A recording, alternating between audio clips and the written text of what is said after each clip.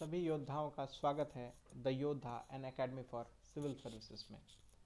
दोस्तों, आज हम लोग रूरल टूरिज्म यानी कि ग्रामीण पर्यटन को समझेंगे और इससे संबंधित तथ्यों को देखेंगे। अभी वर्तमान में यह काफ़ी चर्चा में रहा है और इसके साथ साथ झारखंड में रूरल टूरिज्म के क्या स्कोप्स हैं, इस पे भी हम लोग चर्चा करेंगे। तो सबसे पहले इसके डेफिनेशन को समझने का प्रयास करते हैं कि रूरल टूरिज्म है क्या। यह एक प्रकार की टूरिज्म एक्टिविटी है, यानी कि पर्यटन गतिविधि है, जिसमें कि कोई विजिटर या कोई पर्यटक जो है वो कुछ ऐसे अनुभव करता है जो कि एग्रीकल्चर, नेचर और ग्रामीण रूरल लाइफ, कल्चर आदि चीज़ों से जो है वो संबंधित होता है। और यह एक्सपीरियंस जो है वो बिल्कुल ग्रामीण इलाकों में जाकर के जो है वो किया जाता है। तो इसी चीज़ को हम लोग रूरल टूरिज्म के नाम से जानते हैं और समझते हैं। रूरल टूरिज्म में कुछ एक्टिविटीज़ होती हैं जो कि नॉन अर्बन या रूरल एरियाज़ में जाकर होती हैं, शहरी क्षेत्रों में नहीं होती हैं, गैर शहरी क्षेत्रों में जाकर होती हैं, जहाँ पर लो पॉपुलेशन डेंसिटी हो, यानी कि भीड़ भड़ाका जो है वो शहरों जैसा ना हो। वहाँ पे लैंडस्केप हो, यानी कि सीनरी, तालाब, नदी, खेत, पोखर, पहाड़ आदि जो है वो काफ़ी खूबसूरत, काफ़ी अच्छे हों, जो कि आपके और हमारे हृदय को जो है वो काफ़ी पैसिफाई करे, शांति दे, वैसा जो है वो हो, जिसमें एग्रीकल्चरल, फॉरेस्ट्री आदि जो है वो इंक्लूडेड हो। इसके साथ साथ वहाँ पे जो है सोशल स्ट्रक्चर जो है वो ट्रेडिशनल हो, पारंपरिक तरीके से जो है वहाँ पे लोग जीवन जी रहे हों, लोग जो है वो ग्रामीण जीवन शैली को जो है वो अपना रहे हों। तो इस तरह के जो टूरिज्म, इस तरह के जो पर्यटन है, इस पे जो है वो लोगों का फोकस आज बहुत ज़्यादा जो है वो बढ़ रहा है। शहरी आपाधापी से बचने के लिए लोग जो है वो इस तरह के पर्यटन डेस्टिनेशंस का जो है, टूरिज्म डेस्टिनेशंस का जो है वो चयन कर रहे हैं और काफ़ी अच्छा महसूस कर रहे हैं। और भविष्य में इस तरह के टूरिज्म की काफ़ी संभावनाएं जो है वो देखी जा रही हैं। आगे हम लोग इसके इंपॉर्टेंस पे चर्चा करेंगे, इसके महत्व पे चर्चा करेंगे। तो यह एक हाई पोटेंशियल है, इसमें इस पूरे उद्योग को एक पोटेंशियल है जो कि लोकल इकोनॉमिक ग्रोथ को जो है वो बूस्ट कर सकता है, स्टिमुलेट कर सकता है, शुरू कर सकता है। और यह एक सामाजिक बदलाव भी ला सकता है, क्योंकि यह जो है वो गांव के या अदर इकोनॉमिक एक्टिविटीज से जो है वो इसको रिलेट किया जा सकता है। अगर पर्यटन होगा तो यह एक उद्योग का दर्जा है, दिया गया है हमारे सरकारों द्वारा, और जब उद्योग बढ़ेगा तो हमारे आय और आर्थिक व्यवस्थाएं जो है वो सुदृढ़ होती चली जाएंगी। इसके साथ साथ यह जीडीपी में भी योगदान देगा। जॉब क्रिएशन, जो कि एक बहुत बड़ी समस्या हमारे देश के लिए, वहाँ पर भी जो है ये काफ़ी मददगार साबित होगा। और उससे भी बड़ी बात, यह जॉब जो है वो उनके अपने नेटिव प्लेस पर, अपने गांव, अपने स्थान पर ही जो है वो उपलब्ध होगा। इसके साथ साथ जो है वो dispersal of demand in time, fight seasonality and along wider territory. तो यह जो है वो और भी चीज़ों को जो है वो प्रमोट करेगा, जिसमें कि जो है वो सीजन की वजह से जो है वो कई बार कई तरह की समस्याएं जो आ जाती हैं, वह भी जो है वो केटर किया जाएगा। आगे इसमें अगर देखें तो एक और प्रकार आता है जिसको हम लोग आर्कियोलॉजिकल टूरिज्म के नाम से समझते हैं। यह आर्कियोलॉजिकल टूरिज्म क्या होता है कि जो भी आर्कियोलॉजिकल इंपॉर्टेंस के जो जगह हैं, जो कि पुरातात्विक रूप से जो है वो बहुत महत्वपूर्ण जगह हैं, उन जगहों पे जो है जाकर टूरिज्म या पर्यटन को जो है वो प्रमोट किया जाना, या उन जगहों पर जो विजिट किया जाता है, उन चीज़ों को हम लोग आर्कियोलॉजिकल टूरिज्म के रूप से समझ सकते हैं। आर्कियोलॉजिकल टूरिज्म एक फॉर्म है कल्चरल टूरिज्म का। यह जो है वो हमारे सांस्कृतिक टूरिज्म का एक हिस्सा है, क्योंकि जो हमारा आर्कियोलॉजिकल एविडेंसेस है या आर्कियोलॉजिकल प्लेसेस हैं, वह जो है हमारे कल्चर से रिलेटेड है, हमारे पौराणिक कल्चर से जो है वो रिलेटेड है। और उन्हीं चीज़ों को जो है वो नज़दीकी से विटनेस करना, उनको जो है वो अनुभव कर पाना, यही जो है वो आर्कियोलॉजिकल टूरिज्म का जो है वो थीम है, जो कि पब्लिक इंटरेस्ट को भी जो है वो आर्कियोलॉजी में यानी पुरातत्व में जो लोगों का इंटरेस्ट है उसको जो है वो जागृत करने का काम भी करता है। और साथ साथ में जो हिस्टोरिकल साइट्स हैं हमारे, उनका भी जो है वो कंजर्वेशन करने में यह मदद करता है। अब भारत के साथ कुछ बहुत महत्वपूर्ण घटनाएं घटी, क्योंकि हम लोग जानते हैं कि हमारा देश जो है वो एक बहुत ही महत्वपूर्ण सभ्यताओं का जो है वो स्थान रहा है। बड़ी बड़ी सभ्यताएं जो है वो यहाँ पर प्राचीन काल से जो है वो उपस्थित रही हैं, जिसमें इंडस वैली सिविलाइजेशन आदि जो है वो बहुत महत्वपूर्ण रहा है। तो इसी दौर में इसी आर्कियोलॉजिकल टूरिज्म को जब प्रमोट किया जा रहा है, तो हम लोग जानते हैं कि इंडिया को जो है वो G20 में जो है वो प्रेसिडेंसी भी जो है वो मिली हुई है। तो इसी दौर में इंडिया जो है वो अपना जो आर्कियोलॉजिकल टूरिज्म का सक्सेस है, उसको जो है वो G20 डेलीगेट्स के साथ शेयर करेगा। यानी कि हमने जो आर्कियोलॉजिकल साइट्स को जो है वो बचाने, प्रिजर्व करने और वहाँ से टूरिज्म एज ए इंडस्ट्री को डेवलप करने का जो एक अच्छा काम किया है उसको जो है वो वहाँ पर चर्चा के लिए जो है वो लाया जाएगा। और जो डेलीगेट्स आएंगे G20 में, जो कंट्रीज के डेलीगेट्स आएंगे, उनको जो है वो धौलावीरा ले जाया जाएगा, जो कि हड़प्पन सिविलाइजेशन का जो है वो एक साउदर्न सेंटर जो है वो हुआ करता था, दक्षिणी हिस्सा में स्थित जो है वो एक सेंटर हुआ करता था। धौलावीरा एक महत्वपूर्ण साइट है, इससे संबंधित प्रश्न हम लोगों को हमारे परीक्षाओं में कई बार पूछे गए हैं। यह साइट जो है एक यूनेस्को वर्ल्ड हेरिटेज साइट है, जो कि जुलाई 2021 में घोषित किया गया था।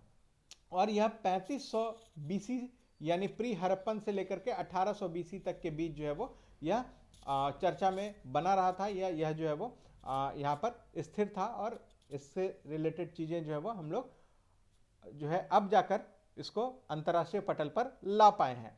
अगर हम लोग देखें तो यह हड़प्पन साइट का जो है वो 5th लार्जेस्ट है और 8 मेजर साइट है।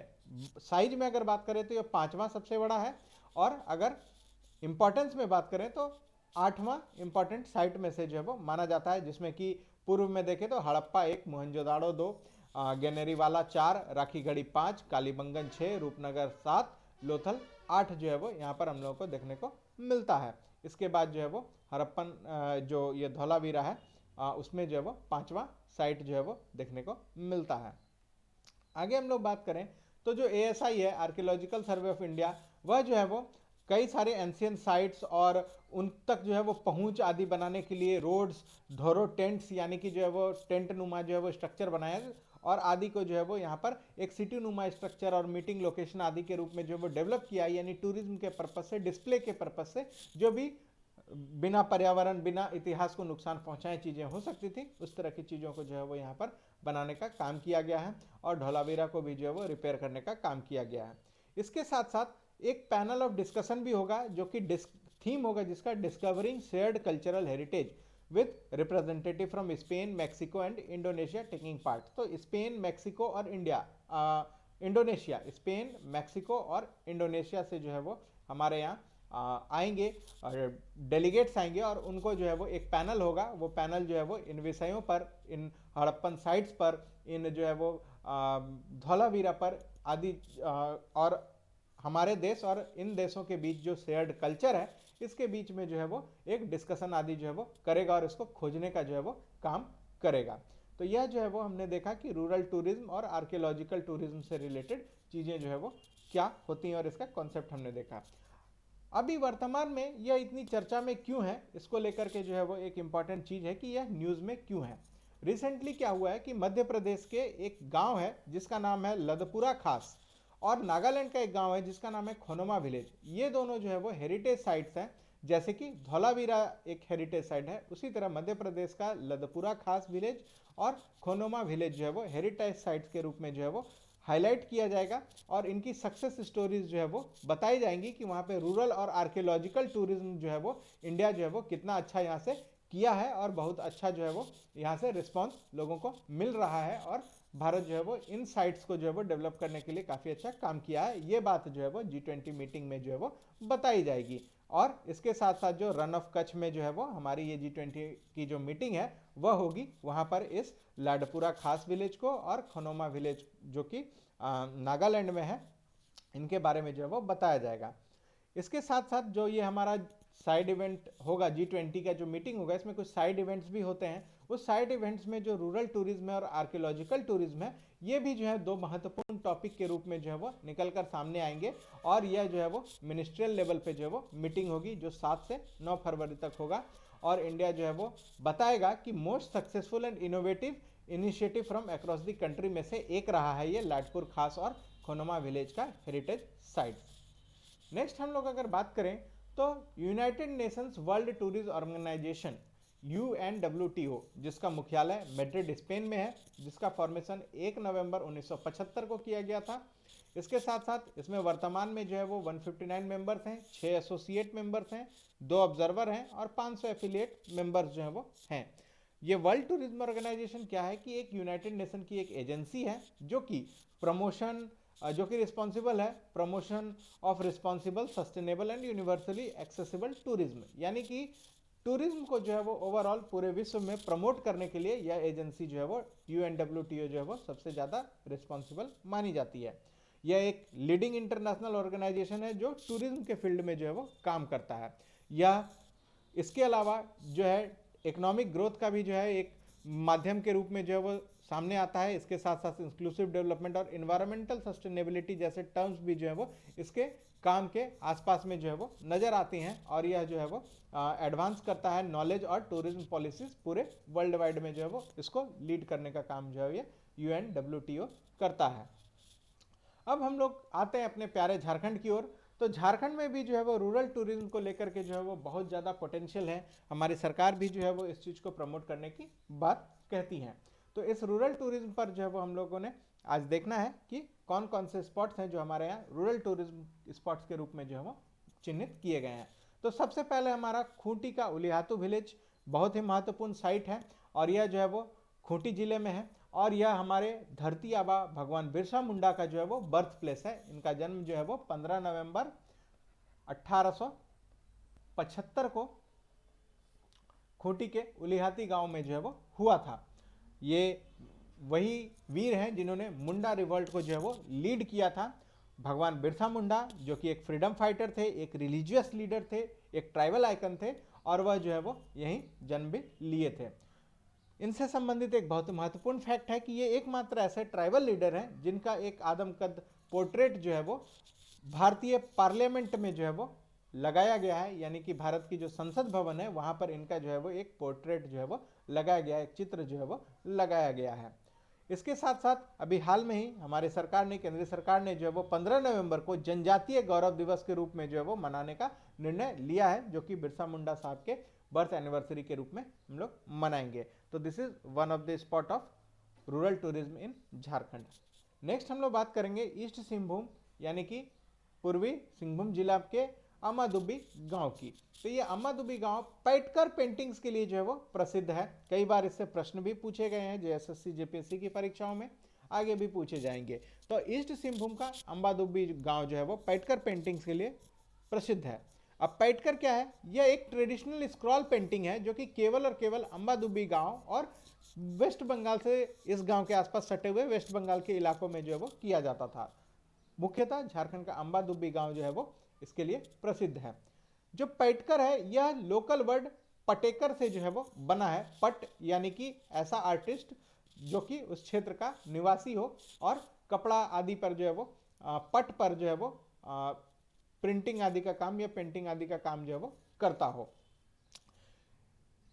यह इसमें जो आर्टिस्ट होता है, जो पट आर्टिस्ट होता है, वह क्या करता है कि अपना जो है वो जो पेंटिंग है वो पीसेस और अनयूज्ड पेपर्स आदि को जो है वो स्क्रॉल की तरह बनाकर, जो पत्तों से बना होता है या पेड़ों के छाल से बना होता है, उनको सुखाकर उन पर जो है वो पेंटिंग करने का काम किया जाता है। और बिल्कुल नेचुरल कलर्स, वर्मिलियन यानी सिंदूर आदि जैसे कलर जो है वो नीडल्स में लगाकर जो है वो वहाँ पर या फिर हेयर ऑफ गोट्स यानी कि बकरों का जो रोया होता है उससे जो है वो इस्तेमाल करके जो है वो पेंटिंग बनाने का काम किया जाता है। They are also known as चित्रकार and Ammadubbi is their home. उनको जो है वो चित्रकार भी कहते हैं और अम्मादुब्बी उनका घर है। और इनमें जो सब्जेक्ट्स होता है, जो पेंटिंग का सब्जेक्ट्स होता है, वो सोशल लाइफ हो सकता है, माइथोलॉजी हो सकता है, फेयर एंड फेस्टिवल मेला आदि का भी जो है इंपॉर्टेंस हमारे यहाँ काफ़ी ज़्यादा होता है। तो इस वजह से ये इनके थीम्स हो सकते हैं। इसके साथ साथ जो ट्रेडिशनल हिंदू एपिक्स हैं जैसे रामायण और महाभारत की कहानियाँ भी जो है वो इसमें अंकित की जाती हैं। इसके साथ साथ पॉपुलर लेजेंड्स और फोक टेल आदि जो होती हैं, जो कहानियाँ हैं, इसके अलावा जो यहाँ पे नेचर है, हमारा फ्लोरा और फौना है, वनस्पति हैं, इन सारी चीज़ों को भी